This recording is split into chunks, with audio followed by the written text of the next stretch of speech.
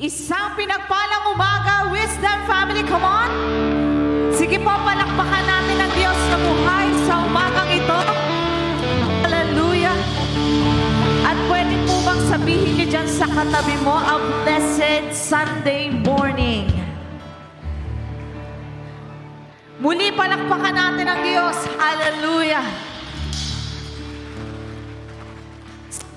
Ito ang naniniwala na ang Diyos ay sumasa atin ngayong araw na ito.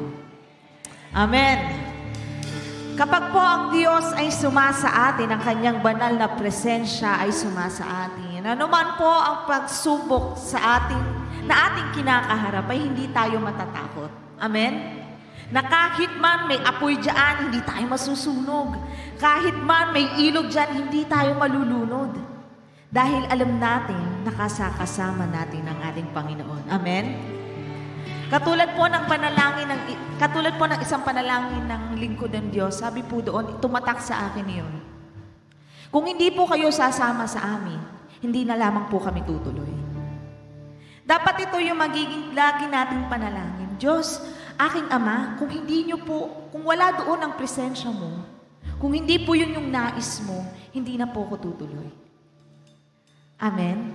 Dahil ang pinakamahalaga po na meron tayo sa pang-araw-araw, ang Diyos ay sumaatin. Amen? Kaya sa umagang ito, naniniwala ko na ang ating Diyos sa buhay ay nasa lugaring ito. Amen? Kaya natin siyang purihin, sambahin, dakilain sa Spirit ng Tuhanan. Hallelujah!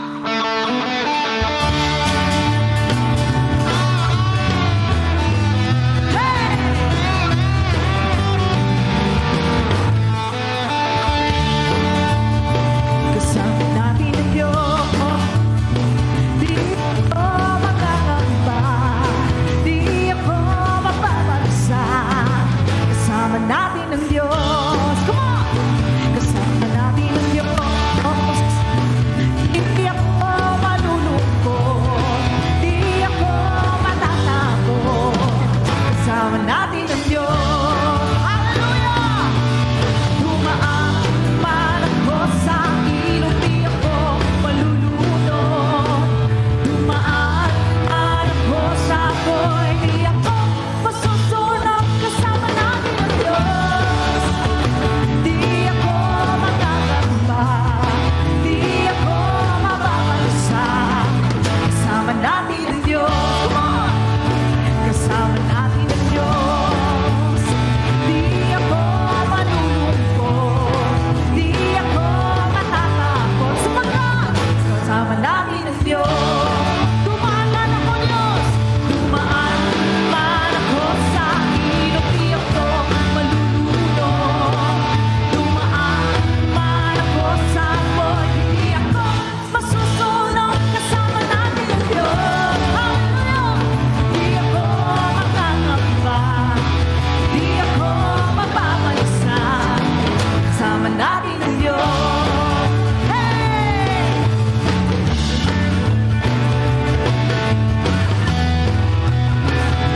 Salamat po, Diyos, sa iyong banal na presensya. Hallelujah! Woo! Dumaan man ako. Hallelujah! Dumaan man ako sa ilog, di ako malulunod. Dumaan man ako sa apoy, di ako masusunog. Kasama natin ang Diyos, di ako makakamba, di ako mapapansa. Kasama natin ang Diyos, kasama natin ang Diyos, kasama natin ang Diyos, kasama natin ang Diyos. Hallelujah! Salamat po, Diyos! Woo! Hallelujah! Patuloy nating purihin ang ating Diyos na buhay. Yes, Jesus. We come into your presence today, Lord Jesus. we humble ourselves in the mighty hands of you. Because in your presence, Lord, we feel the peace, Lord, na hindi namin makikita sa mundong ito. And today, as we worship you, O God, wala pong ibang maitataas, kundi ang pangalan mo lamang, Jesus. We set aside all our worries, anxiety, depression, because we believe, Lord God, pinalaya mo na kami rito. And today, Lord, we just wanted only to move your heart today.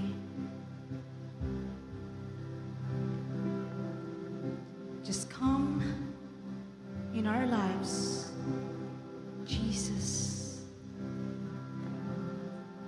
Hallelujah. As I come into your presence, past the gates of praise, into your sanctuary, till we're standing face to face. I look upon your countenance to see the glory of your face. I can only bow down and sing. One more time, let's sing. As I come into your presence, past the gates of praise, into your sanctuary, till we're standing face to face. I look upon your countenance to see the glory of your face. I can only bow down and sing.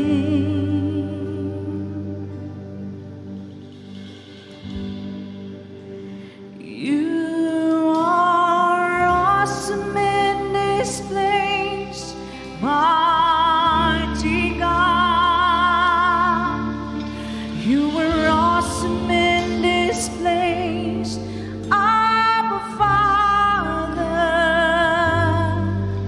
You are worthy of all praise. To you our hearts we raise. You are awesome in this place, mighty God. You are awesome in this place, mighty God. Come on, exalt his name today. You are awesome in this place, Abba Father. You are worthy of all praise. To you our hands we raise. You are awesome in this place, mighty God. You are awesome in this place, mighty God. You are awesome in this place, Abba Father. You are worthy of all praise. To you our hands we raise. You are awesome in this place, mighty God.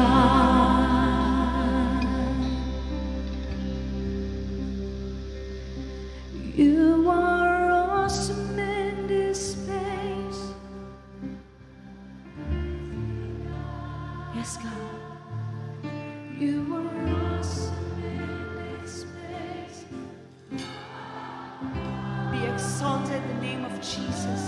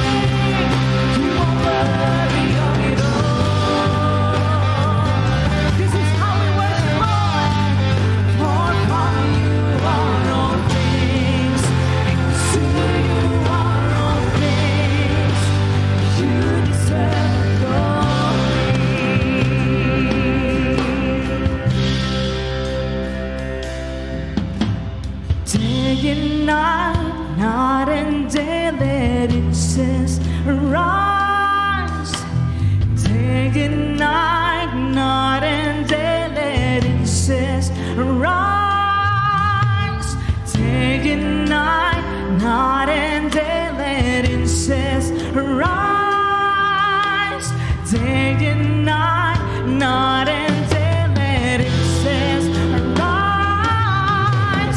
Day and night, night and day, let incense arise. Day and night, night and day, let incense arise. Day and night, night and day, let incense arise. Day and night, night and day, let it. Come on, worship Him. Day and night, night and day, let incense arise. Day and night, night and day, let incense arise. Day and night, night and day, let incense arise.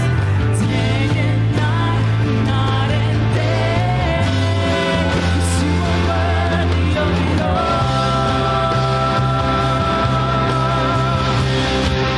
You are worthy of it all. For from you are all things, to you are all things. You deserve glory. 'Cause you are worthy of it all. Yes, Lord. You are worthy of it all. Our voice, our lives of worship. For from you are all things, and to you are all things. You deserve the glory. Yes, Jesus. 'Cause you are worthy of it all. He's here right now. You are worthy of it all. For from you are all things, and to you are all things. You deserve the glory. One more time. You are worthy of it all. We stand in you, Lord. You are worthy of it all. You deserve this, Jesus. For from you are all things, and to you are all things. You deserve the glory. Just feel His presence today, 'cause you are worthy of it all. Our King, you are worthy of it all. Oh Jesus, for from you are all things, and to you are all things. You deserve the glory. Yes, Jesus. Hallelujah. Alam niyo po ang pinakita sa akin ng Panginoon ngayon. The vision of once we are in His presence, kapag po tayo'y nasa langit na, the incense of praises and worship will be forever burn. Lagi yung mag-aapoy at mag-aalab. Dahil ang ating papuri sa Kanya doon sa langit ay walang hanggan. Ayan lamang ang gagawin natin. Wala nang alalahanin pa. Wala nang pain. Wala nang iyakan. Wala nang sakitan. Ang gagawin na lamang natin ay magbibigay ng papuri sa Kanya. Because He deserves all the highest praises and worship. And I see you like a child. Walang kulubot, walang maputing buhok.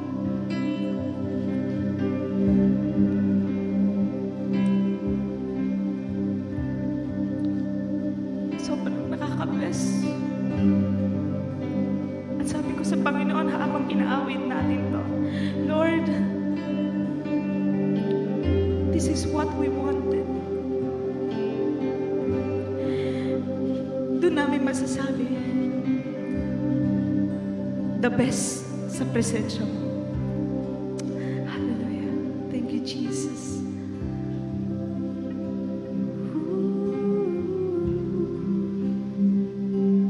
Yes, Jesus, just feel His presence today. 'Cause you are worthy of it all. You are worthy of it all. For from you are all things, and to you are all things. You deserve the glory. 'Cause you are worthy of it all.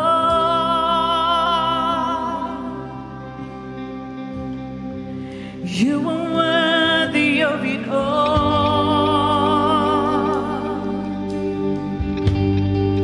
For from you are all things, and to you are all things.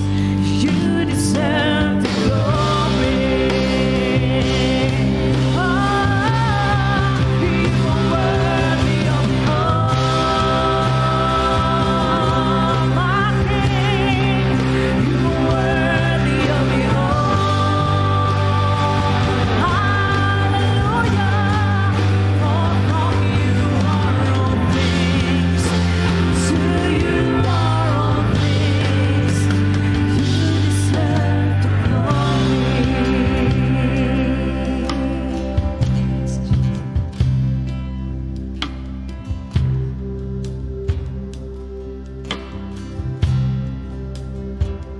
Yes, hallelujah, O Lord God.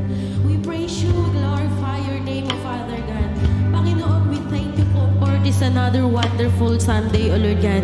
Nagpapasalamat po kami sa gift of life, Panginoon, na inyong ibinigay sa aming lahat, Panginoon.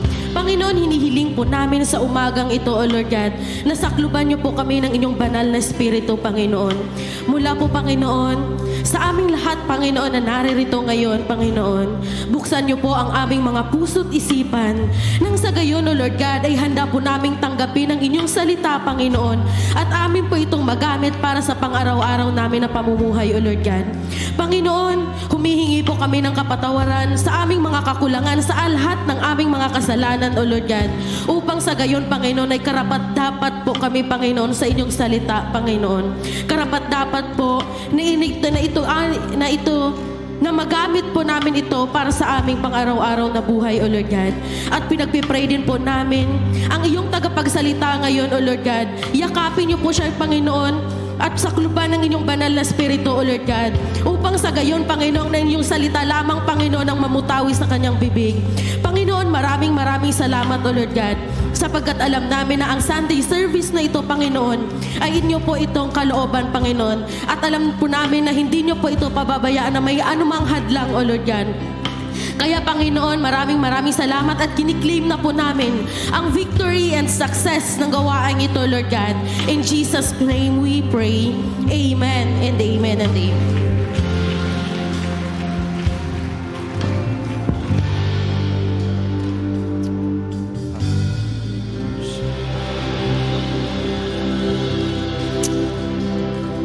Let's be still in the presence of our God. Patuloy po tayong lumugar sa presensya ng ating Panginoon. Because God is here right now. God is moving freely right now. The Holy Spirit is moving mightily in the midst of us. Nandito, kapatid, ang presensya ng Panginoon at patuloy na kumikilos ngayong umaga sa ating buhay. Lord, maraming salamat, Panginoon. Dahil sinabi mo sa iyong salita, nakasama ka namin, O Diyos. na kahit dumaan kami sa apoy ng problema, kahit dumaan kami sa dagat ng problema, Panginoon, hindi kami masusunog at hindi kami malulunod dahil kasama ka namin, Panginoon. At yun ang pinakamasarap na pakiramdam, na kahit kami, Panginoon, ay mag-isa, ni minsan hindi mo kami iniwan, O Diyos. Ni minsan hindi mo kami binigo sa iyong mga pangako. That's why we are here right now. Nandito kami, O Diyos, upang pagpalain, itaas ang iyong pangalan, ipagsigawan kung gaano kakabuti sa aming buhay, O Diyos. Lord, kulang ang salitang salamat. Kulang, Panginoon, ang salitang salamat upang papurihan ka sa lahat ng magandang bagay na ginawa mo sa aming buhay at gagawin pa, Panginoon. Ngayong umaga, O Diyos, ang dalangin namin ay masumpungan namin ang iyong presensya at mapakinggan po namin, O Diyos, ang boses mo ngayong umaga. Lord, speak unto us this morning and give us the fresh revelation coming from you, O God. Mangusap ka, Panginoon, sa amin upang marinig namin, Panginoon, ang tinig mo, O Diyos. Upang mismo sa iyo manggaling ang mga salitang ito. Gawin mo, Panginoon, matabang lupa ang aming mga puso at aming isipan upang pagtatamnan ng mga salita mo, O Diyos. Mga salita mong buhay na magaganap sa aming buhay, O Diyos. Lord, salamat dahil ngayon pa lamang alam namin, nagpapagaling ka na ng may sakit, Panginoon. Bumubuo ka na ng sirang relasyon ngayong umaga. At sinasagot mo na ang panalangin namin ngayon pa lamang, O Diyos. At sa gagamitin mong lingkod, put words in his lips, O God, that all the words be coming from his mouth will be words of encouragement, words of motivation, words that will change our lives. And keep the double portion of your anointing, Panginoon. At ikaw ang maitaas, ikaw ang maparangalan sa buhay ng bawat isa ngayong umaga. Lord, maraming salamat dahil alam ko, O Diyos, hindi po ito gawain ng tao, kundi gawain mo. That's why we are claiming right now the success and the victory of this day and of this prayer. In the mighty name of Jesus we pray. Amen and amen.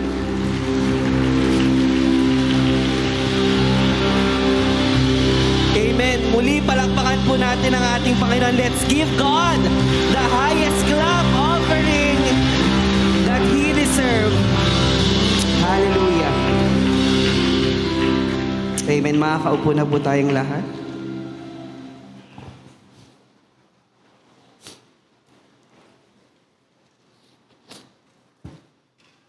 Amen. Maganda po ang umaga sa bawat isa. Kamusta po ang bawat isa? Masaya po ba? Pinagpala po ba? Amen. Kamusta po ang nagdaang araw ng mga puso, no? Mga design po natin, puro puso. Ayan, so I hope that everyone po is nandoon na nasa katatayuan na ready na po tayong pakinggan ang salita ng Diyos. Amen? So let's just have the recap of what we have learned from the past characters. Di ba nag-aral po tayo ng mga karakter sa Biblia at una po natin pinag-aralan ay ang buhay ni Nino po? Nehemiah. Nehemiah is the builder. He is the wall builder. Kamusta po yung ating mga walls? Na i-rebuild na ba? So that's what we learned from Nehemiah. And the last character that we had last Sunday is sino po? Joseph. So he is the one who fit to lead. So kamusta po yung ating mga nasasakupan? Are we able to lead them na in accordance to the will of God. So ngayong umaga, I'm so excited din po kasi isa na naman pong karakter sa Bible or sa Biblia ang pag-uusapan po natin. And this has really a personal touch to me because while I'm studying this, talagang si Lord din ang ungusap. Because this is, sabihin na po natin, this is something that should happen in my life and in your life. Kaya nakakatuwa po na I hope that everyone ngayong umaga ay talagang nandoon yung pakikinig po natin sa salita ng Diyos ay ibigay po natin yung 100%. Sabi nga po ni Bishop kanina, yung 100% pag perfect ka sa exam, merong blessing. And right now, God is asking us for 100% attention and focus sa salita ng Diyos. Amen po? So this morning, we will be studying about the life of Elisha. But before that, meron po muna akong tanong sa inyo.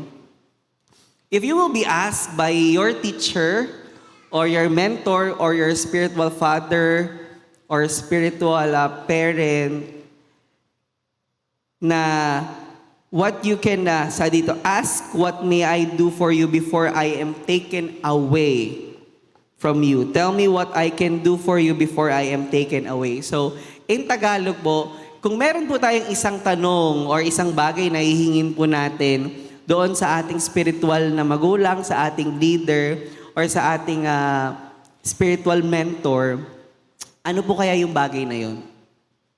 This is the question that the same na asked to Elisha by his mentor Elijah. Kung kayo po ang tatanungin ngayon, ano po kaya yung isang bagay na ihingi ninyo? Or dun sa isang tao na kukunin na ni Lord, ano po kaya hihingin natin sa Kanya? Maybe some of us will ask for, sabihin na po nating yaman, baka may pamana, hihingin po natin yung business or yung negosyo na iiwan, hihingi po tayo ng pera, hingi po tayo maybe ng titulo ng ari-arian nung aalis. Maybe that is the practical answer to the question that I'm asking. But you know what? Elisha have a different answer to that. And join me in reading that in the book of 1 Kings, chapter 2, verse 9. So basahin ko po ito sa translation na ito. And so it was, when they had crossed over, that Elijah said to Elisha, "Ask, what may I do for you before I am taken away from you?" Elisha said, "Please, let a double portion of your spirit be upon me." In other translation, it says there, when they came to the other side, Elijah said to Elisha, "Tell me what I can do for you before I am taken away." And Elisha replied, "Please, let me inherit a double share of your spirit and become your successor." Pagpalain po ang pagkakabasa ng salita ng Diyos. So, ibig sabihin po pala, Elisha asked for the double portion of the spirit of Elijah. Do you want that double portion? Sino po yung gusto ng double portion? Amen. God's revelation to me as I study ito pong topic na to, you know what? Before you have that double portion of the Spirit, you must have Elijah. You must have an Elijah in your life. Does it make sense? Baka we are just asking for the double portion of the Spirit, but wala naman tayong Elijah sa buhay natin. At wala tayong kinikilalang Elijah in our life. And who is that Elijah? That is your spiritual mentor. That is your spiritual teacher. That is your spiritual father.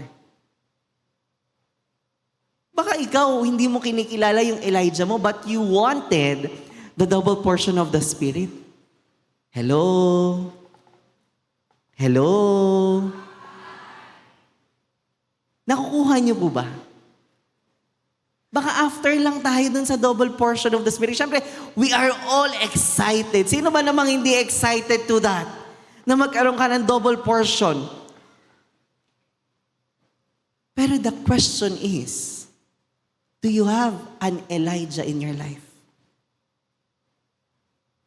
Do you have someone you're looking at to? Or ikaw, isa ka lang, sabihin natin, independent.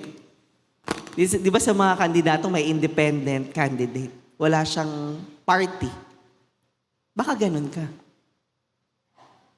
Baka it may seem na you have an Elijah in your life, but you don't have. Why? Dahil nakikita sa gawa mo. That is also one of the question that we must answer this morning. At samahan niyo po akong pag-aralan kung ano ba or paano ba maging isang Elisha. Amen? Sabi po dito, who is Elisha? Elisha, whose name in Hebrew means God is salvation. My God saves. He was the son of Shaphat of Abel Meholah of the tribe of Issachar and came from a wealthy family. So yun po pala yung isa sa background ni Elisha. Elisha also renounced the life he could have as a son of wealthy man to live as a prophet. So kung makikita po pala na dito that the background of Elisha, he has a comfortable life. Meron po siyang komportabling buhay. Isa po sila nga, sabihin na po nating mayaman or may kayang pamilya.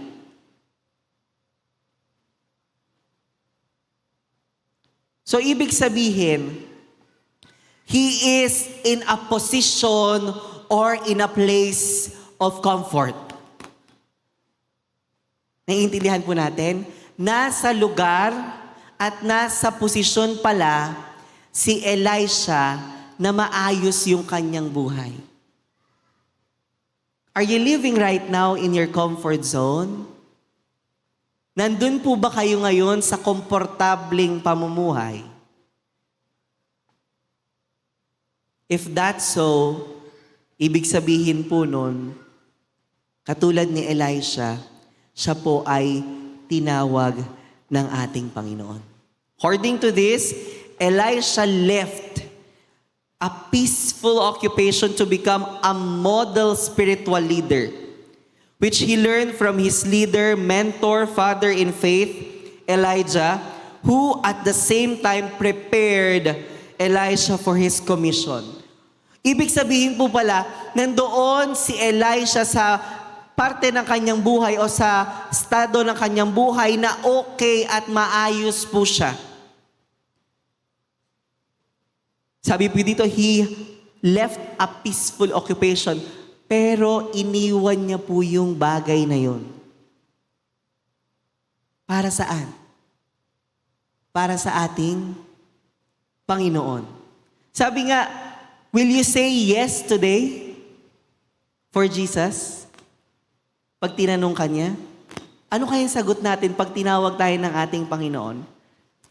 And dito, sabi po dito, Elisha was willing to follow and learn in order to gain power to do the work to which God has called him.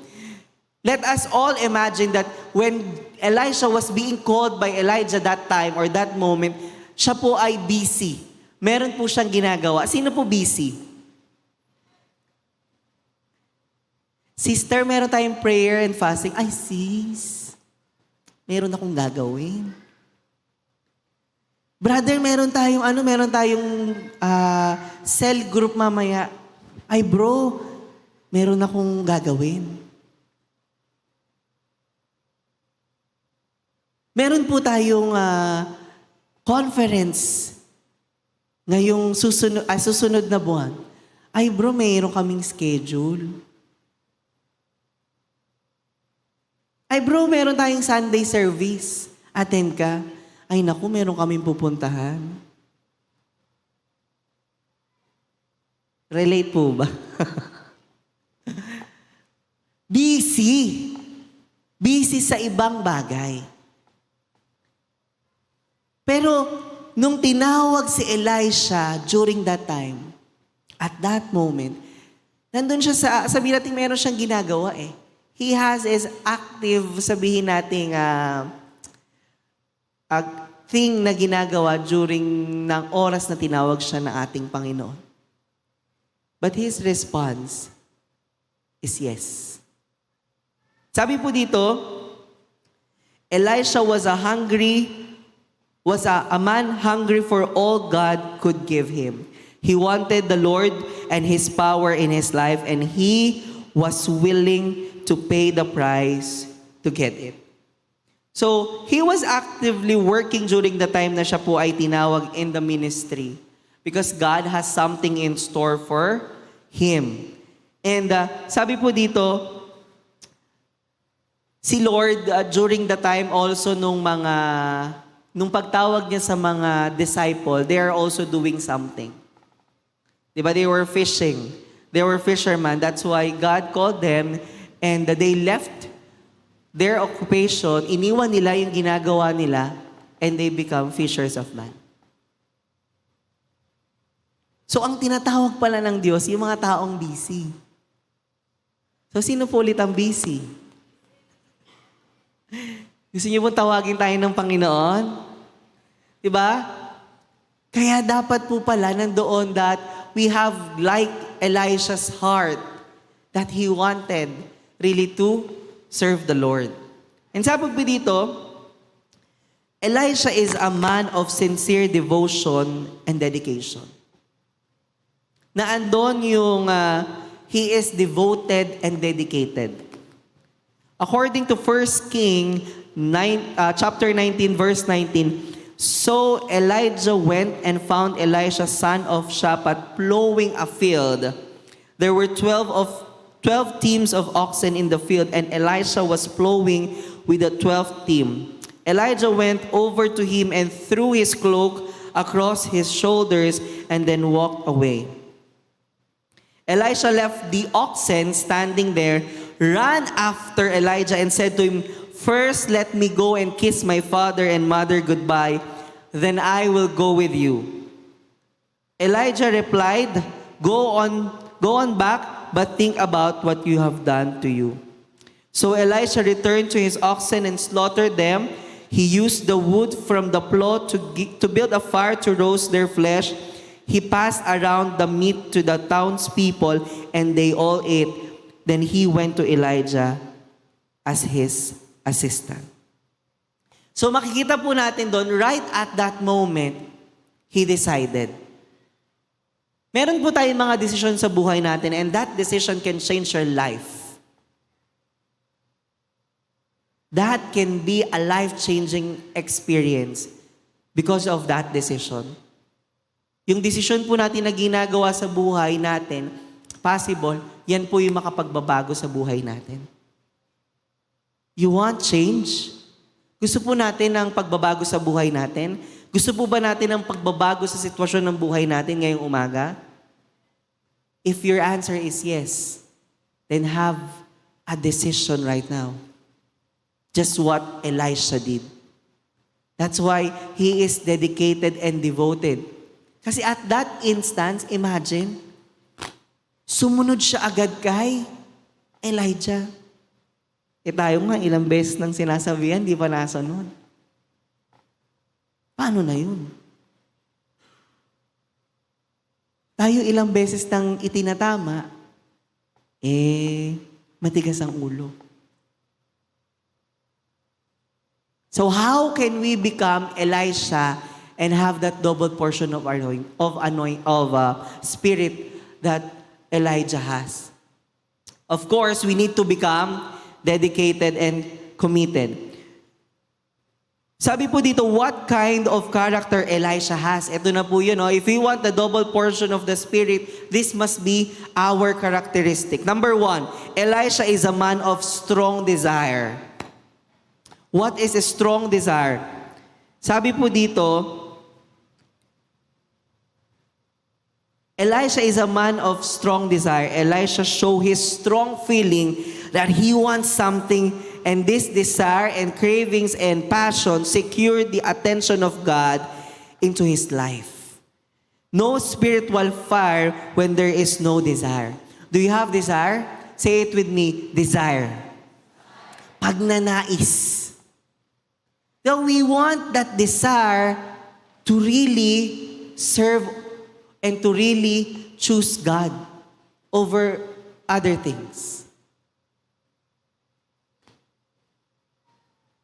Kung makikita po natin yung story ni Elijah,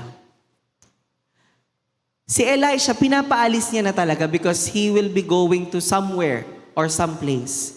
Mababasa po natin yan doon sa 2 Kings 2:1-6. Makikita po natin doon sa story noon na pinapaalis na talaga ni Elijah si Elisha. But you know what?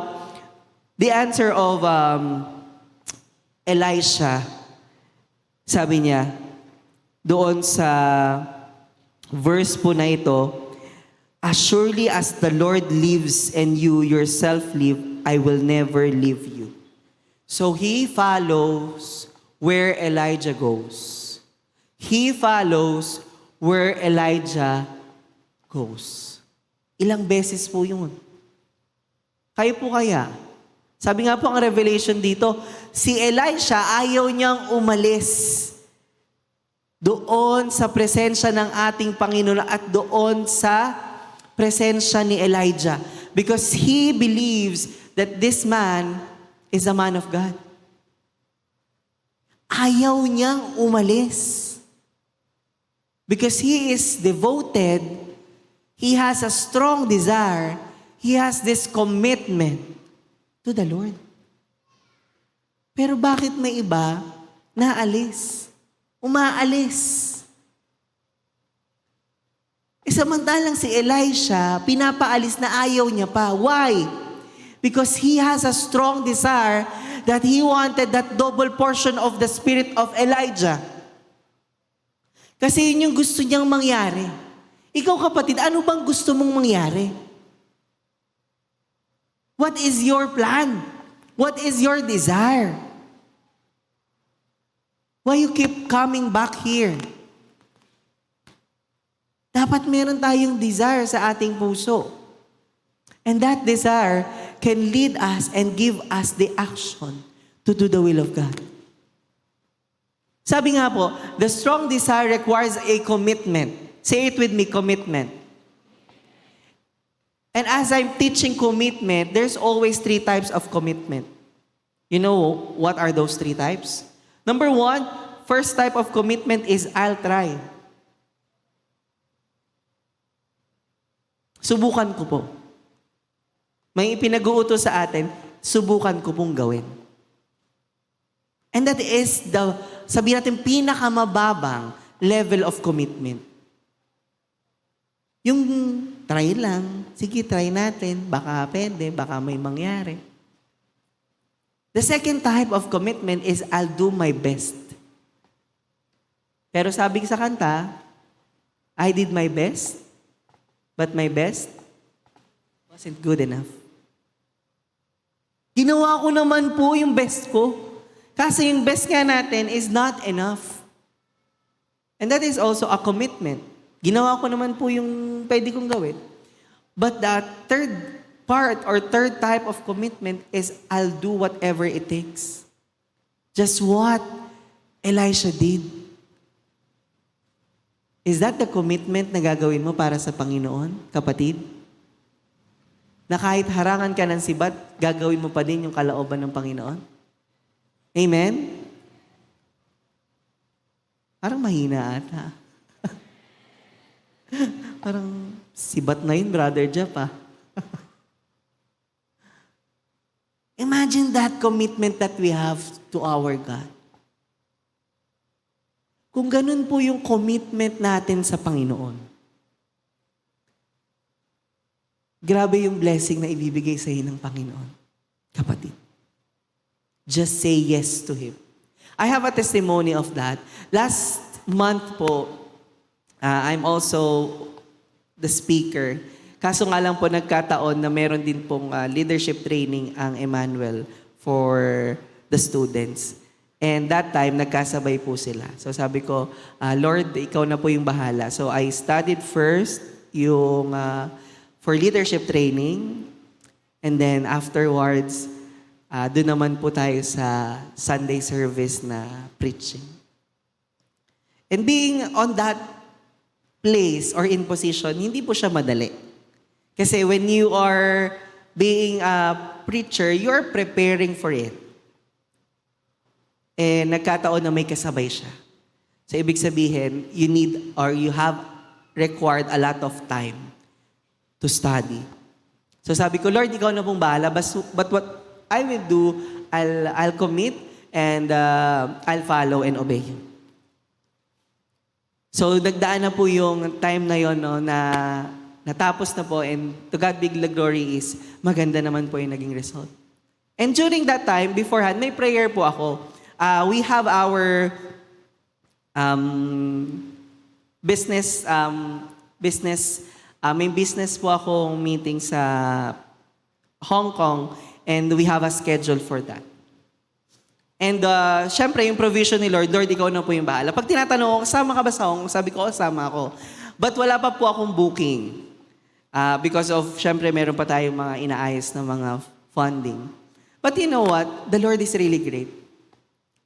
If you really serve the Lord and commit to the Lord, alam niyo po, the Lord is really good. Kasi meron taong sumagot ng pamasahe ng accommodation ko papunta sa Hong Kong. Because of the commitment to our Lord. That's how the Lord will bless us. If you have the strong desire to commit your life to Him. Imagine that. Kasi you have the strong desire. Kapatid, yun yung hinihintay sa'yo ng ating Panginoon. Hindi naman mahirap sa Kanya gawin yung mga pinapanalangin mo. Do you agree with me? Hindi yan mahirap sa Diyos. Hindi mahirap sa Diyos ibigay yung panalangin mo, kapatid. Pero what He is asking to you right now is your commitment to Him. Will you say yes to our God? Will God hear a yes from you? Pag tinawag ka ng ating Panginoon. And I know God is right moving in your heart right now at nangungusap siya sa inyo ngayong umaga. Amen? So yun po yung character ni Elisha. That's why he received the double portion of the spirit of Elisha because of his strong desire. And sabi dito, he has also a man of a selfless compassion. When you say selfless compassion, compassion may selfless pa po, no? It is something that you are doing without asking for any return. You're doing something and you are not asking anything in return. Meron na po ba tayong nagawang ganong bagay? That we have this selfless compassion like what Elisha did. Sabi dito, in God's eyes, one measure of greatness is the willingness to serve the poor as well as the powerful.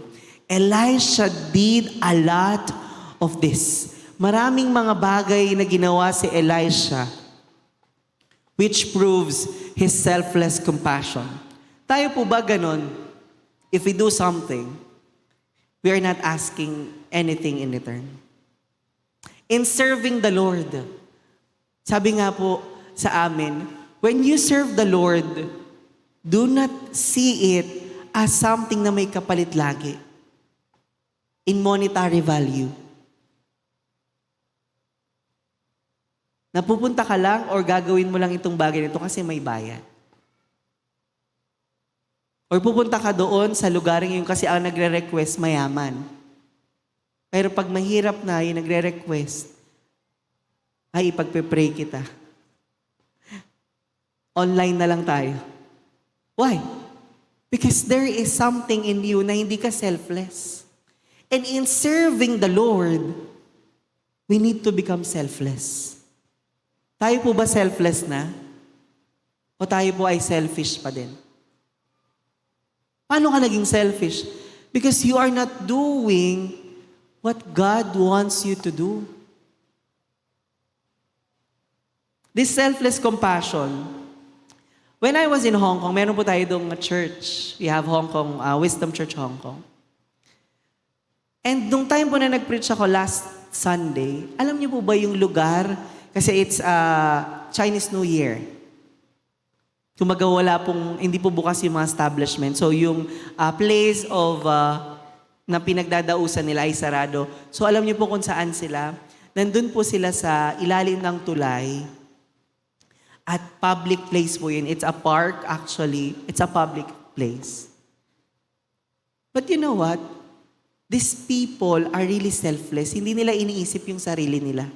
They're all thinking that they want to worship the Lord, that they want to bless the name of the Lord. Alam niyo po yun, ako po that time, nakita ko, grabe yung blessing natin dito. You see our church, ang laki, ang lamig, ang ganda. But sila doon, ganun yung pinagdadaanan nila, but they have the heart.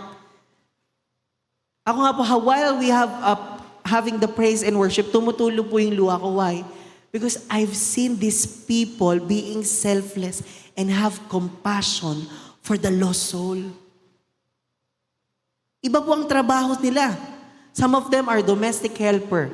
Ang pahinga lang po nila ay Sunday, but they give this time for the Lord. And they are selfless and have compassion. Grabe po yung impact nun sa akin. That in this place, dito po sa atin, nane-neglect na po natin yung ganun. Why? Kasi komportable tayo eh. Nakaupo. Minsan natutulog pa. Diba?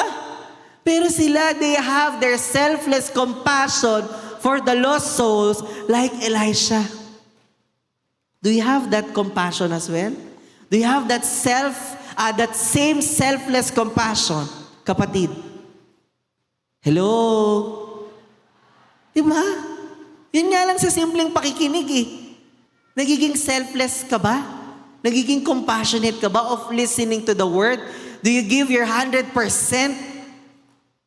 effort and your focus to the Lord? Being selfless, bakit?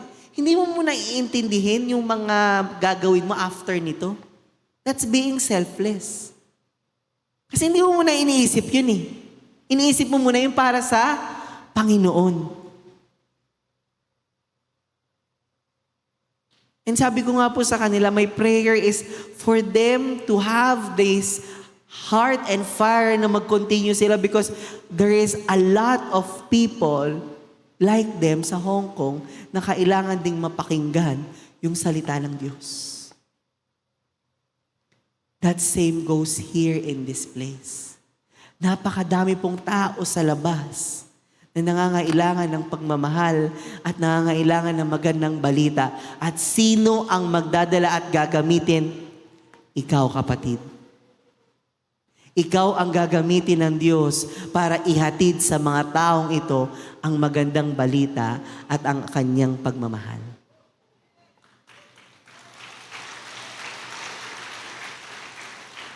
Kaya kapatid, huwag kang maging selfish. Elisha has a lot of things na kanyang ginawa. So I'll just cite an example of it. Since the first miracle that was happened last time is to turn water pure and will no longer cause death and fertility. Elisha helps a poor widow whose husband served the Lord died. He also helps a wealthy woman.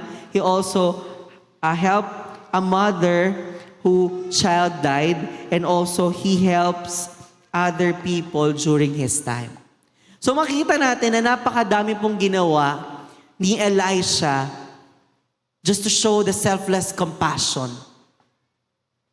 that was needed for the double portion of the Spirit. So tayo ba kapatid, do we have that selfless compassion? Na paglabas mo dito sa bulwagang ito, you have the heart and compassion for the lost souls. Or paglabas natin dito, same pa din. Walang bagbabago. That's why we never receive the double portion of the Spirit.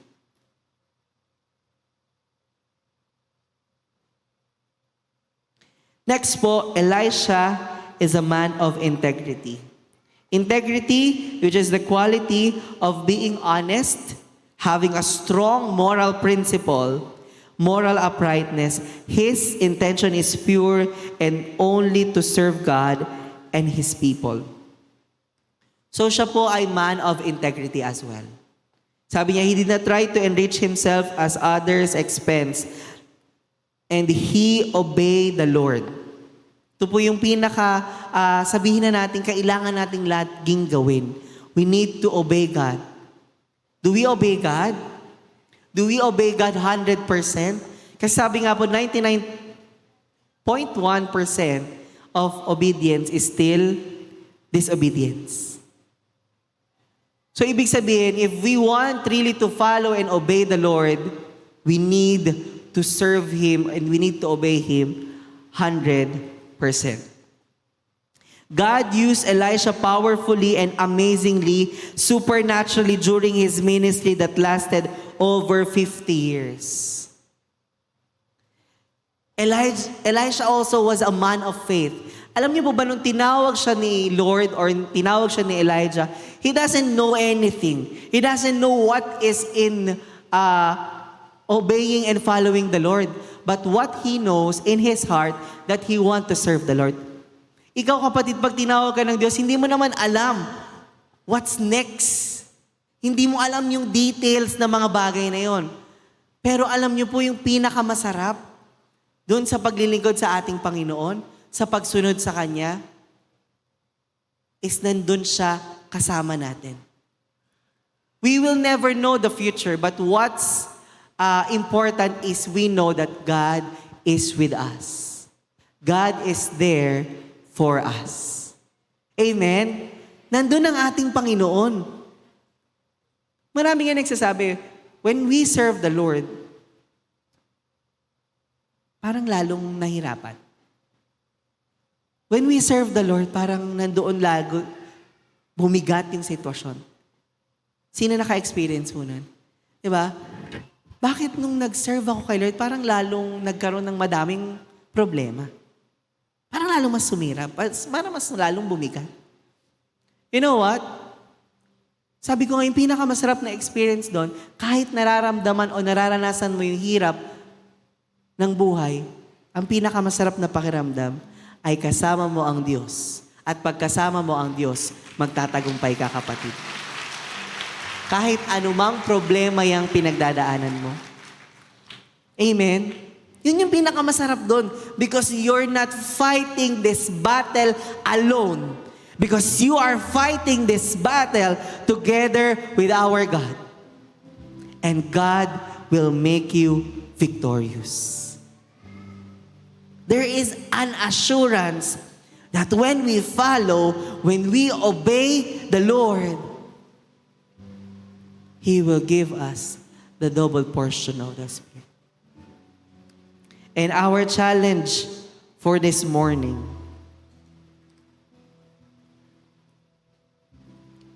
just what Elijah said to Elisha. Tell me what I can do for you before I am taken away. And Elisha replied, please, let me inherit the double share of your spirit and become your successor. Why this is really so personal to me? Bakit personal yung atake nito sa akin? Because I believe that I am Elisha. At alam ko, kapatid, you are also Elisha. na with our Elijah in our life, Bishop and Pastora and the leaders and pastors, nung nagkakaroon nga po kami ng mentoring, the Lord is speaking to me. That who's next? Because reality, they're getting older. But who's next? Who will continue the legacy that they started? Who will continue the ministry that God has given to them? And my prayer is that I want that double portion of the Spirit.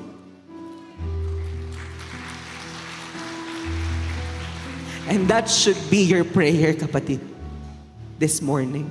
That you wanted to receive that double portion of the Spirit. That you wanted to become Elisha. That you wanted to continue the ministry that God has given to us.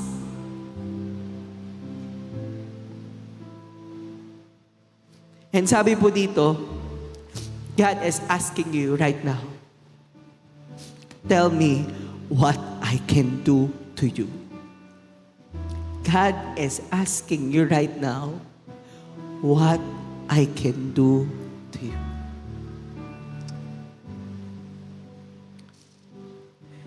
So yun po yung gusto pong parating ng ating Panginoon ngayon. At I hope that God will speak unto you right now.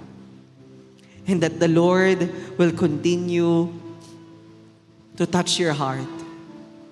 And sabay-sabay po nating sabihin, let me inherit a double share of your Spirit and become your successor in Jesus' name. Amen. Say it with me. Please, Lord, let me inherit a double share of your Spirit and become your successor in Jesus' name. Amen. Palakpakan po natin ang Panginoon.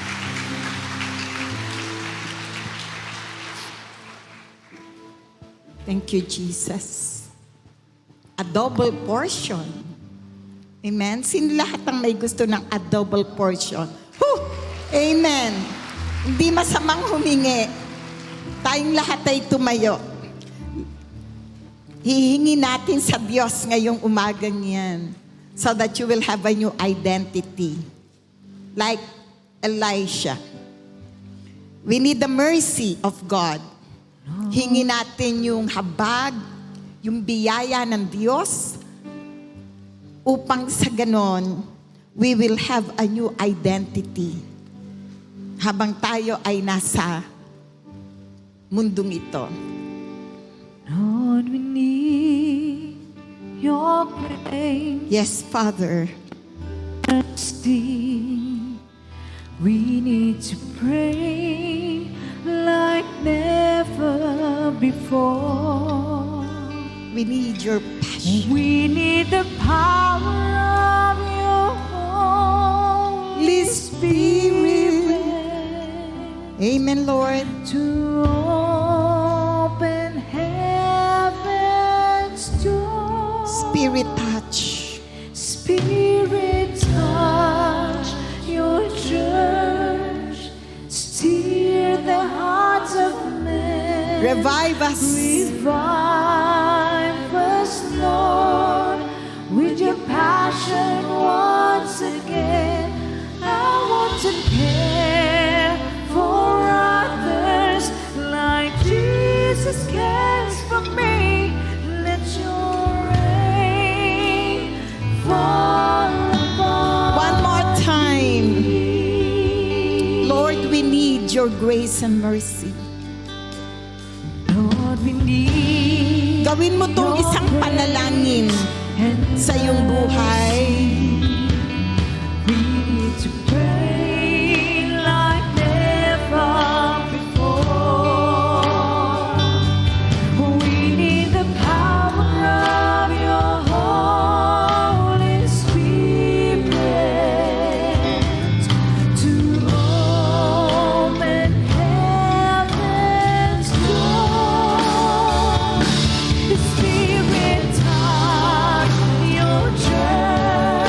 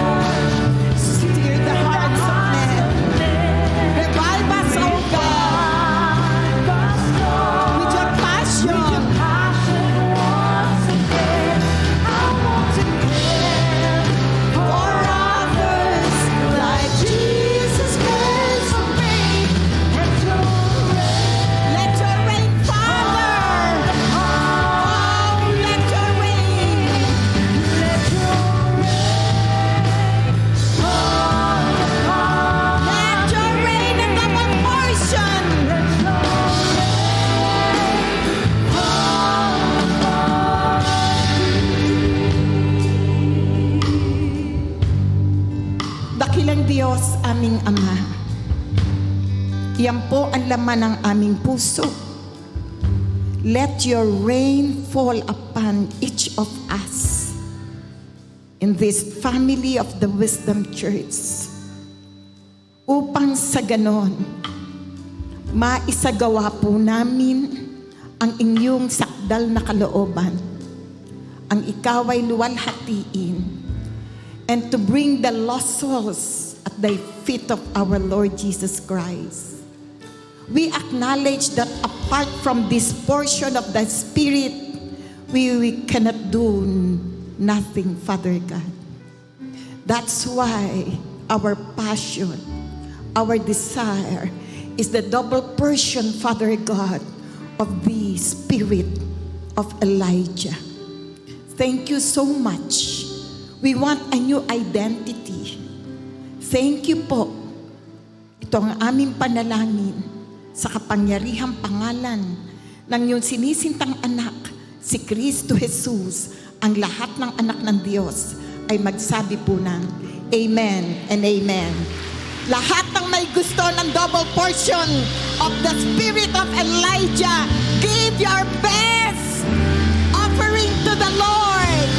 Amen. You may now take your seat. Huwag mong pakakawalan ang umagang ito. Huwag mong pakakawalan. Sabi mo sa iyong katabi, huwag mong pakakawalan. Huwag palalagpasin. Amen? Anak, bigyan mo ako, 2 Kings chapter 2 verse 9. Dito po sa 2 Kings chapter 2 verse 9, ito yung bibigyan diin ko, which is a double portion. Say, double portion. Amen. Ang sabi dito, when they had crossed, Elijah said to Elisha, "Tell me what can I do for you before I am taken from you?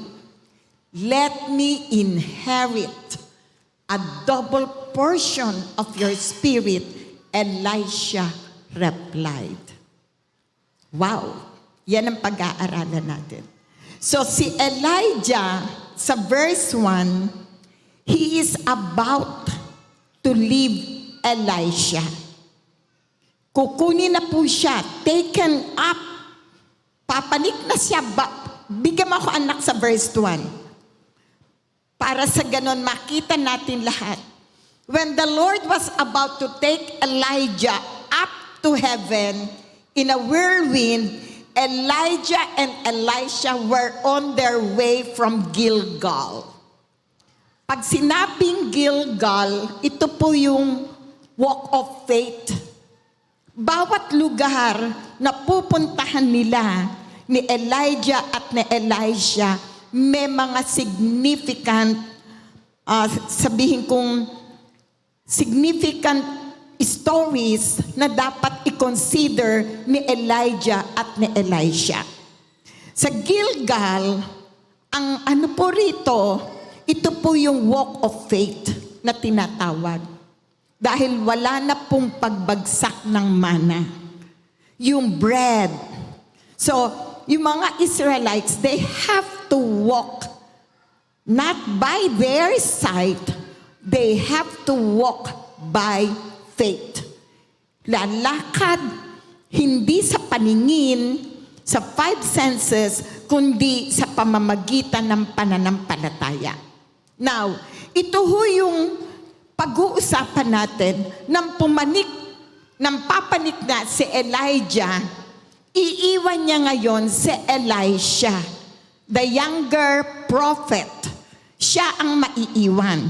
He will be left behind by Elijah. So during their walks, sa paglakad nila, si Elisha ay dumaan in different test. Tinest po siya. Ang isa sa testing ay, ang sabi, bigyan mo ako anak para makita nila. Ang sabi sa verse 2, pagdating sa battle, verse 2, ang sabi po dito,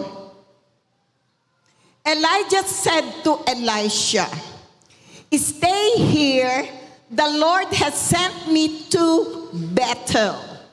But Elisha said, "As surely as the Lord lives, and as you live, I will not leave you." So they went down to Bethel. That is the test. Stay here. Ayon ho sa mga Bible scholars, approximately 6 to 10 years si Elisha ay kasama. Servant of Elijah. Pakinggan niyo na, 6 to 10 years si Elisha po ay naging faithful servant ni Elijah. Kaya dun sa last, na alam na ni Elisha, he will be taken, si Elijah, he will be taken into heaven. Sa kanyang isip, hindi na kita iiwan. At ayon sa Bible commentators, hindi talaga iniwan ni Elisha si Elijah. Faithful servant.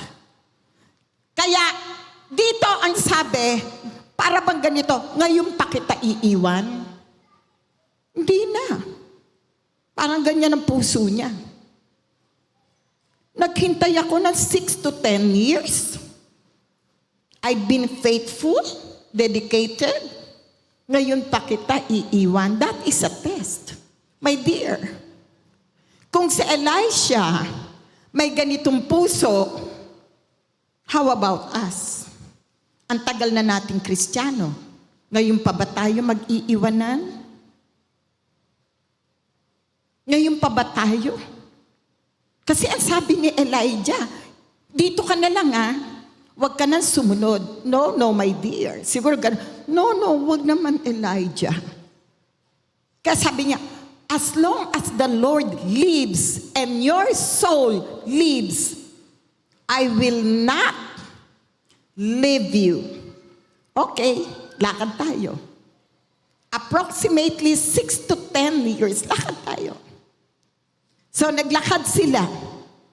Doon sa kanilang paglakad, may mga company of prophet. Another test ang nangyari. Bigyan mo ako anak doon. Sa verse 5. Sa verse 5. The company of the prophets at Jericho went up to Elisha and asked him, "Do you know that the Lord is going to take your master from you today?" Di mo ba alam na si Elijah, your master, kukunin na siya ng Diyos? Ano sagot na Elisha? Pwede ba tigil-tigilan niyo ko? Pwede ba? Shut your mouth, keep quiet. Ganyan ang kanyang puso. Nakafocus siya doon sa desire ng kanyang puso, the double portion. Where is your focus kapag dinidistract tayo? Ganito ba? Oo nga, parang walang nangyayari sa buhay ko. Buti pa tumigil na ako. My dear, 6 to 10 years approximately, Elisha is in the service. Faithful servant. Every time that the company of prophet telling, alam mo ba, papanhik na sa langit. He will be taken. Your master will be taken. Kaya sabi niya, alam ko, tigil-tigilan niyo na ako. Alam ko na yan. Basta ako, mayroong desire sa aking puso. A person with a strong desire, uulitin ko, a person with a strong desire, makukuha mo yan. Kung may pangarap ka na gusto mong marating, katulad nito, a double portion, paliliwanag ko sa inyo to, yung gusto mong marating, meron kang dapat na tinatawag na tigil-tigilan mo ako. Lubayan mo ako Satanas. Sapagkat para sa akin, meron akong focus. May determined heart ako na makuha ko ang double portion because it will change my identity. Babaguhin ito ang aking identity. In the mind of Elijah, kapag nakuha ko ang double portion, it will change my identity. Yung pangarap mo will change your identity. But it should be in line with the pangarap ng Diyos. Kapag ang pangarap mo naka-aligned, alignment sa pangarap ng Diyos, there will be a change, a new identity in you. Naintindihan natin. Magkakaroon, give your hands to God, come on. If you want a double portion of Elijah's spirit, magkakaroon. Ang pangarap niya, wag niyong aalisin, a double portion of Elijah's spirit. So this was an open invitation nung tinanong, balik niyo ako sa 9. Sa 9. Tignan niyo sa 9 na. When they had crossed, Elijah said to Elisha, "Tell me what I can do for you." Para bang ganito? Tell me what I can do for you. Sabihin mo sa akin kung ano ang gusto mong gawin ko sa iyo. This week, this was an open invitation. An open invitation. Like in 1 King, bigyan mo ako kay Solomon. Like in 1 King, chapter 3, verse 7 to 9. An open invitation kay Elisha to ask for whatever. To ask whatever. It is an open invitation asking Elisha whatever you ask. Come on. Sabi dito, now, eto naman kay Solomon. Si Solomon may open invitation din. Ngayong umaga, may open invitation ang Diyos sa iyo at sa akin. Kaya dapat we must be wise. Maging wise tayo. See the invitation, an open invitation, whatever you ask. Now, Lord my God, ang sabi ni Solomon, you have made your servant king, si Solomon to, in place of my father David. But I am only a little child and do not know how to carry out my duties. He was thinking of the duties. Perhaps katulad mo at katulad ko. I am a little child. Wala akong alam. Wala akong alam. And do not know how to carry out my duties. Next, continue. Your servant is here among the people you have chosen, a great people, too numerous to count or number. Kasi patay na po si David. At siya ang magte-take over. So, meron siyang mga, sabihin ko ng insecurity sa kanyang buhay. That he is about to take over. Siya yung mag-aalaga ng numerous to count. Next, 9. Eto, the invitation. So, give your servant, eto hiningi niya ha, so give your servant a discerning heart, govern your people, and to distinguish between right and wrong. Yan ang hiningi niya. An open invitation, asking. Hinihingi niya to. Malamang ngayong umaga, tinatanong ka rin ng Diyos kung ano ang iyong hihingin. Pero si Solomon, kakaiba ang kanyang hiningi.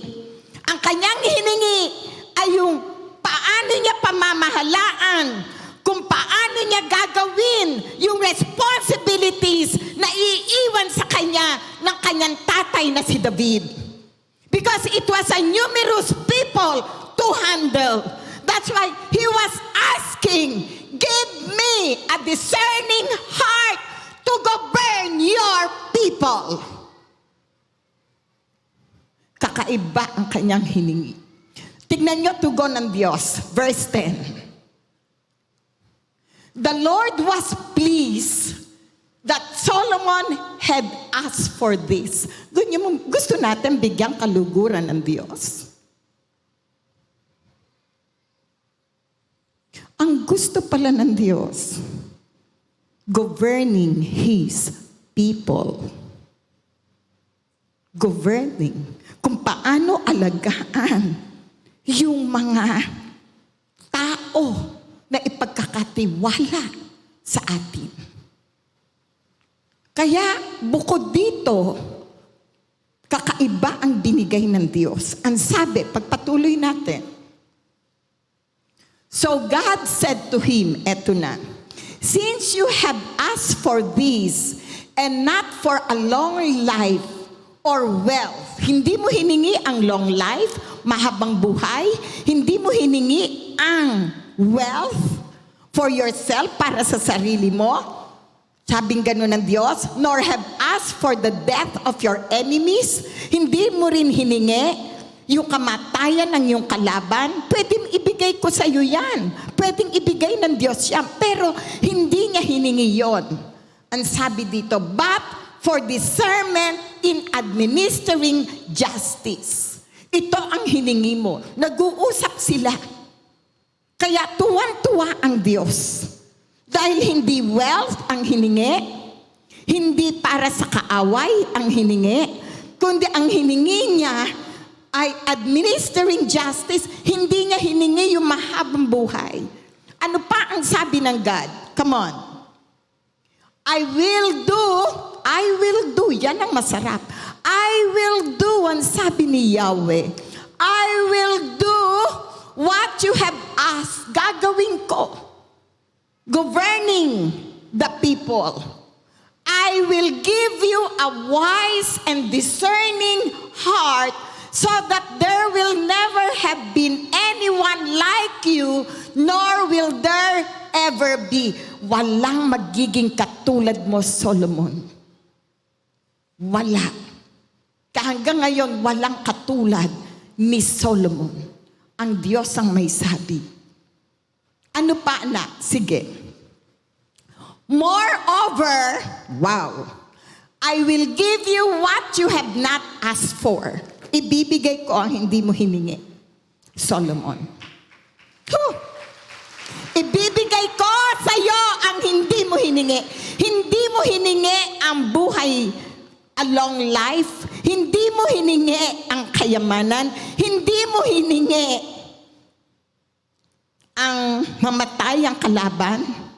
Moreover, bibigay ko yung mga hiningi mo to govern the people. Yan ang puso ng Diyos. Pero Solomon, eto pa ibibigay ko sa iyo. Both wealth and honor. Both wealth and honor so that in your lifetime, para sa buhay mo, sa mga dadaan sa buhay mo, you will have no equal among kings. Amen? Bulay-bulayan mo yan. An open invitation, whatever you ask. Pero you must be wise in asking. Ang gusto ng God is to govern His people. Ang gusto ng God is to do the duties. Si Elisha, naging faithful servant ni Elijah. Malamang may nasasakupang tao si Elijah. Si Elisha, meron siyang dedicated spirit to serve Elijah.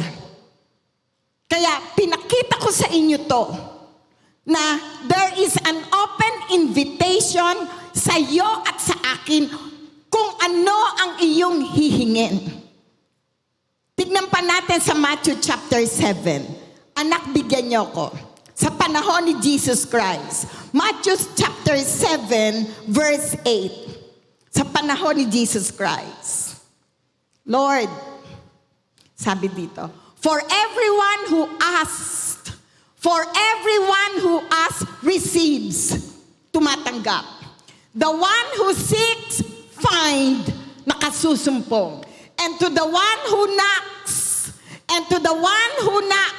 the door will be opened. Amen. Open invitation. Sa sino mang hihingi, makatatanggap. Humihingi ka ba? Ano hinihingi mo? Yan. Ano hinihingi mo? Ikaw ba'y nagpapatuloy sa pagkato para ikaw ay buksan? Ikaw ba ay naghahanap patuloy? Sinasaliksik mo ba ang aral ng salita ng Diyos? Upang sa ganon, yung hihingi natin ay naka-enlined doon sa kalooban ng Diyos. An open invitation. Tignan natin si Elisha. Nang tinanong siya uli, balik mo ako sa verse 9 ng 2 Kings.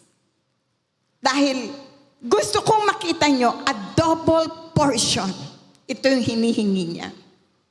Sabi, when they had crossed, Elijah said to Elisha, tell me what can I do for you before I am taken from you to let me inherit.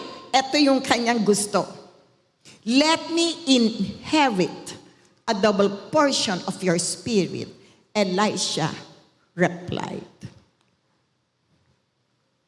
Pag pinag-aralan po natin ang double portion of the spirit of Elijah, malamang parang napakahirap. It's a big thing. Para ba sabi ni Elijah, alam mo ba yung hinihingi mo? It's a big thing. Para kay Elisha, alam ko kung ano hinihingi ko. Ang hinihingi ko dito, hindi yung twice much of your portion. Yun ang puso. It is not the twice much portion of your spirit, Elijah. Ang hinihingi ko rito, doon sa sinabi sa Deuteronomy chapter 21 verse 17, ang hinihingi niya rito ay yung tinatawag na right, yung right sa ministry, sapagkat siya yung spiritual father. Hinihingi ngayon ni Elisha kay Elijah as spiritual father the right to have the portion of Elijah's spirit. Yung right, yung para sa akin. Because I am your spiritual son. Yun ang hinihingi ko. Dahil in my mind, sa isip ni Elisha, ako ang magte-take over ngayon ng ministry mo na ibinigay sa iyo ng Diyos. Yung ministry yon, I have to take over that ministry. So I have the right to ask the double portion of your spirit, Elijah. Yun ang kanyang hinihingi. Katulad ni Solomon, magte-take over siya sapagkat patay na si David, ang kanyang ama. Katulad ni Elisha, aalis si Elijah. Paano niya pamamahalaan? Nakita niya, pakinggan niyo to, kailangan you have the eyes to see. For you to have the double portion, you have the eyes to see. Nakita ni Elisha kung paano ang Diyos gumalaw kay Elijah. Eyes to see. Nakita niya how God works in the lives of Elijah. Kaya nung nandun na sila sa Jericho, nakaabang matapang talaga si Elisha. At kinuha ni Elijah yung kanyang balabal, hinampas, tatawid sila sa Jordan.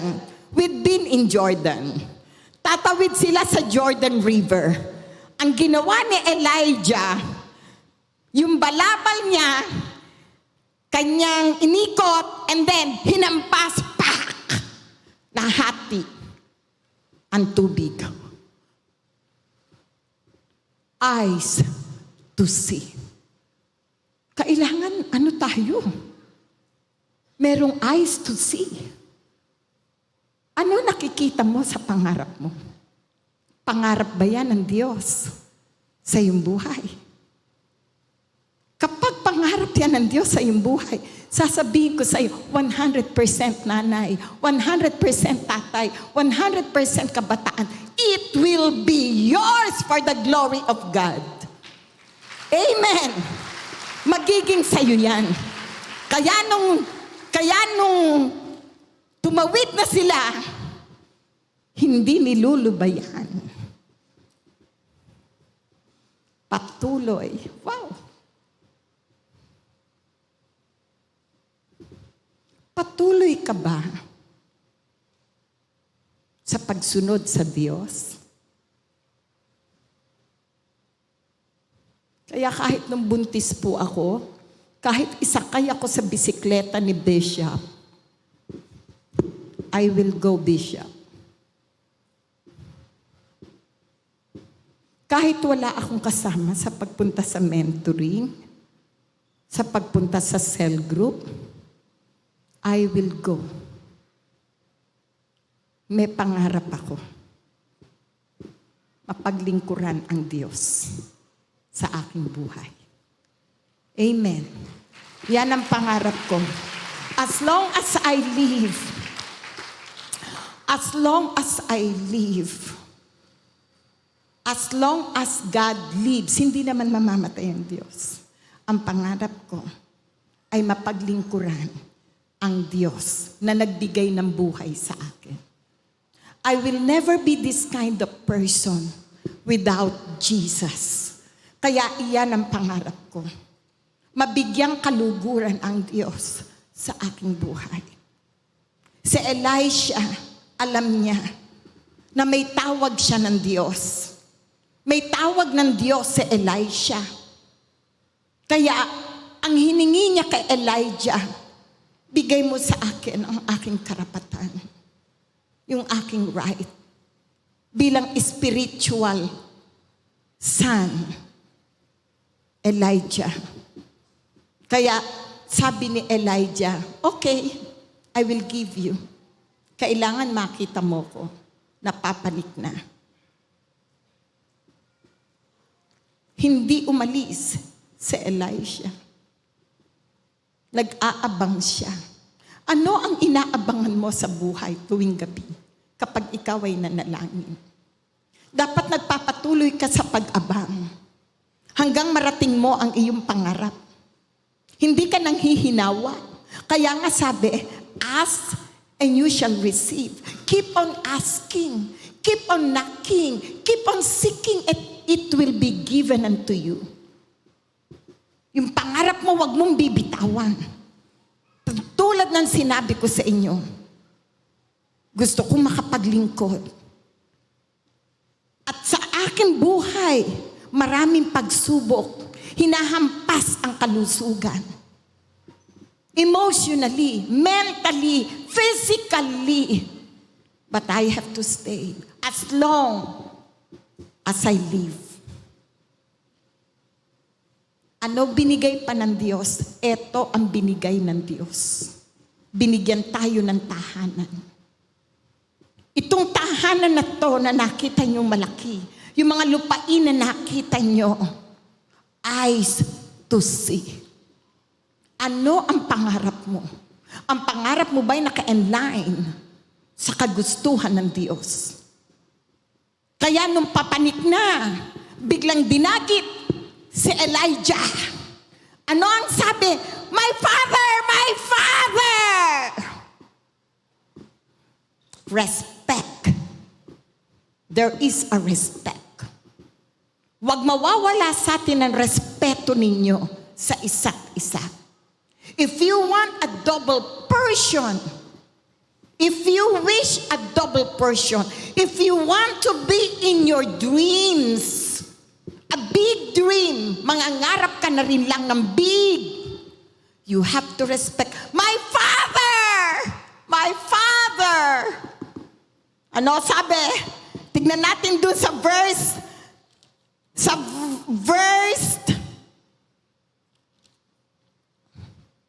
chapter, dun pa rin anak. Verse 14.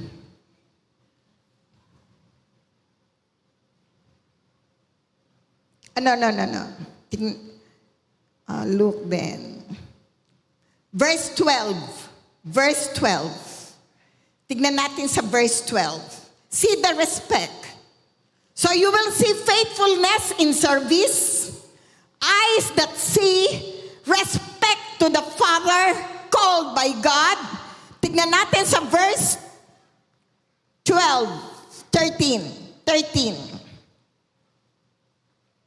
Okay, basahin natin.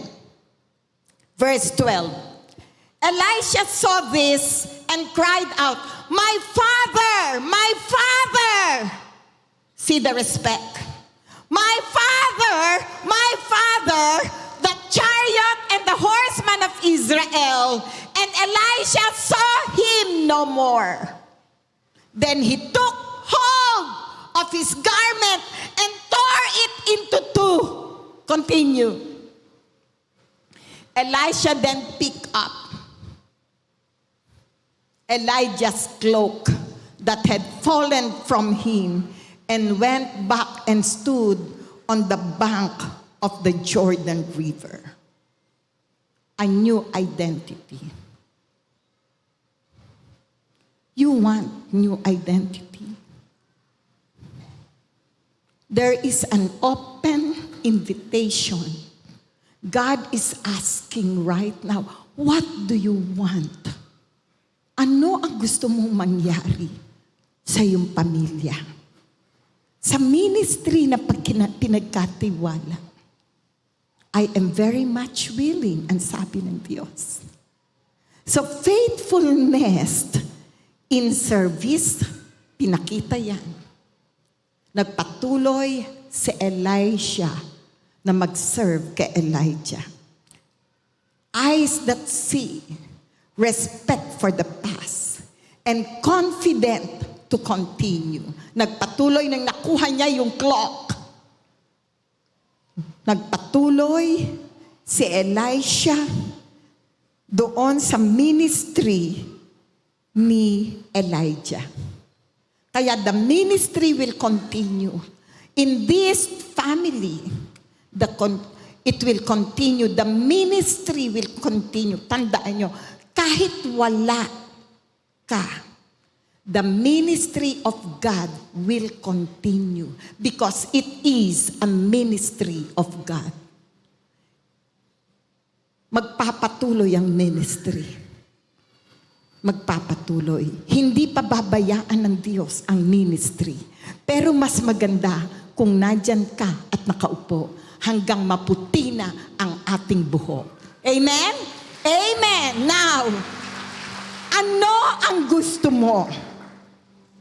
Kung ikaw ang tatanungin, kung ikaw si Elisha, ano ang gusto mo, anak? Tayong lahat ay tumuyo.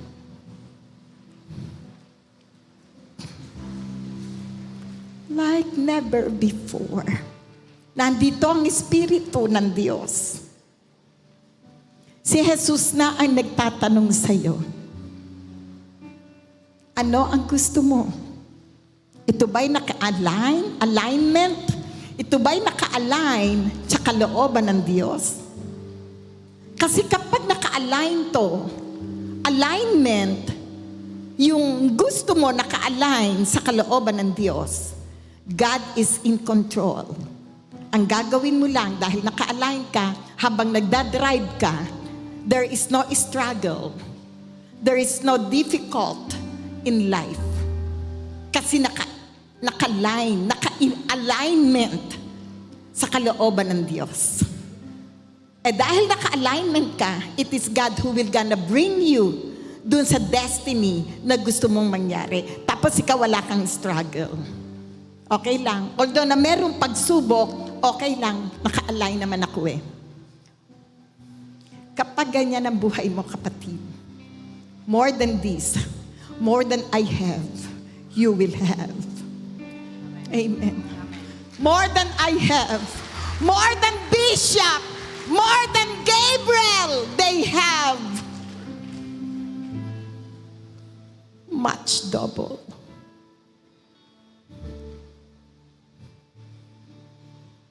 God is asking, katulad ni Solomon. And right now, si Jesus mismo nagtanong, whatever you ask. While our eyes are closed, I want you to ponder that question. Tapos, i-align mo yung iyong pangarap sa Diyos. It's not too late. Hindi pa huhuli. Kung iniisip mong matanda ka na, hindi pa huhuli para mangarap. Kung ikaw ay kabataan, iniisip mo, makakarating ba ako samantalang mahirap kami? I am a living testimony. A new identity because of the power working, the Holy Spirit. Yes, habang ikaw ay nakapikit, eyes to see. Tignan mo pangarap mo ngayon. Tignan mo pangarap mo ngayon. Eyes to see. Eyes to see. Eyes to see. Eyes to see. Yes. More than ang ibibigay ng God. Bata ka pa. Mga kabataan, bata ka pa. Mararating mo ang gusto mo. Basta giving glory to God.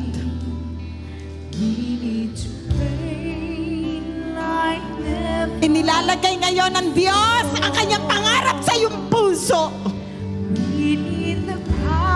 I can sense God is placing His desire in your heart.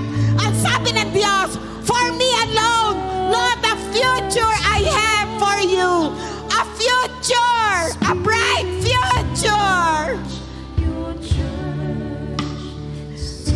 A future not to harm you. A future to live in prosperity so that He may be glorified. Yes, Father. Taas mo ngayon ang iyong kamay. Give your pangarap and tell to the Lord, Lord, I am aligning my pangarap sa iyong pangarap. I want to live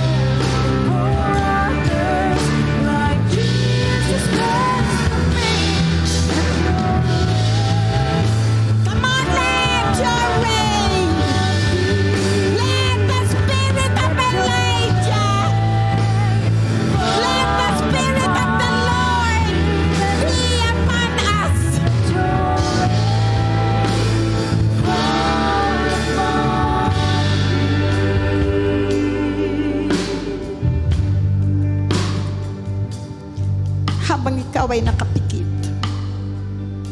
God is asking you right now.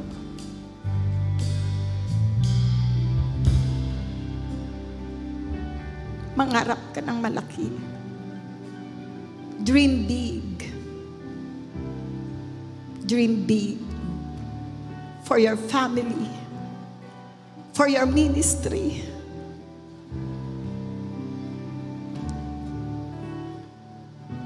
That is the very reason why you are here. To see what God wanted in your life. The Spirit of the Lord is moving right now.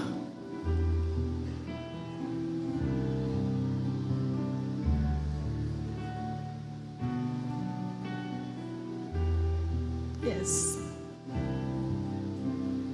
Thank you, Father. Open your mouth. Open your mouth. Worship Him. Open your mouth. Uralasika. Open your mouth. Come on. Yes. Tell your dreams. Tell your dreams. Tell your dreams. God is here. God is here. God is here. Uralasika rabakyara layahande. Yes.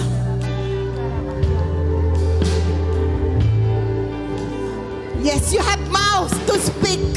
Meron kang labi para buksan ngayon. Buksan mo mula sa iyong puso.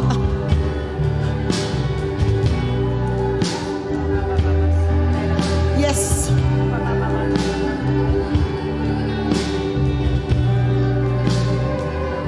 Yes, Jesus.